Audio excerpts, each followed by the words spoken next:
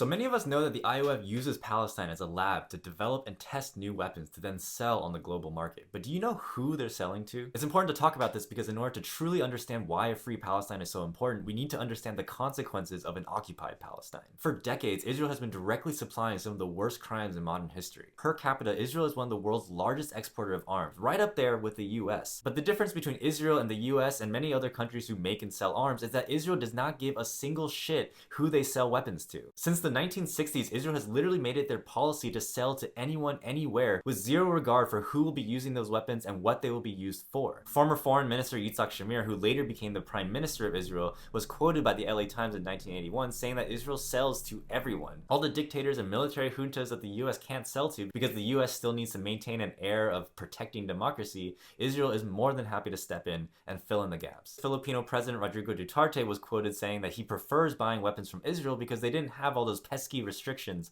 like the US does. And the effects of this policy have been felt worldwide. For example, in 1975, the Israeli apartheid regime was directly supporting the South African apartheid regime with weapons, ammunition, training, and even offered to sell them nuclear weapons at one point, according to declassified documents. In 1981, during what's now called the Silent Holocaust, the Guatemalan government killed 100,000 indigenous Mayan people. The Israeli Galil rifle was the standard issue weapon of the Guatemalan army. And even when the US cut off sending weapons to Guatemala because of this ongoing genocide, Israel was more than happy to step in. In the 90s, during the Rwandan genocide, which many consider to be one of the worst genocides in modern human history, Israel knowingly provided weapons to the Hutu government, who then used those weapons to kill over 800,000 Tutsi minorities. And during the Bosnian genocide, right around the same time in Eastern Europe, Israel was actively providing weapons to the Serbians, who are then using those weapons to kill Bosnian Muslims. And just a few years ago, in 2019, the UN named Israel as one of the 7 countries who knowingly sent weapons to Myanmar with full knowledge that those weapons would be used in an ongoing genocide against the Rohingyas. And today, Israeli weapons are being sent to Azerbaijan and being used to ethnically cleanse Armenians from Nagorno-Karabakh